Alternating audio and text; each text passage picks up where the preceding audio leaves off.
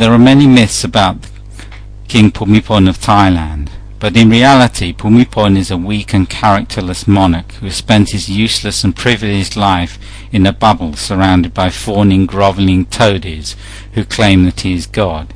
He is a pathetic creature who has played a significant role in preventing democratic rights and social justice in Thailand. Pumipon rose to influence in the Cold War, and he has had a close relationship with the army, but it is the army who holds the real power in the Thai ruling class, and it is the army that uses the image of the king, the yellow flag and the yellow shirts, in order to justify their destruction of democracy. Pumipon was promoted by dictator Sarit in the 1960s during the Cold War in order to oppose communism, and the United States supported this. When Sarit died, the dictators Tanom and Bapat became allies of the king, promoting the king also. During the period of democracy, the army intervened a number of times in 1991 and in 2006, and the king supported what the army did.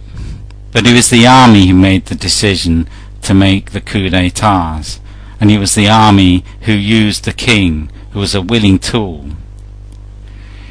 In May 2010, the army again took action against unarmed pro-democracy demonstrators, killing 90 people in Bangkok. The king said nothing. The king said nothing when snipers were used to gun down red shirts. And that is the role of the king. The king is there to bolster the rule of the army.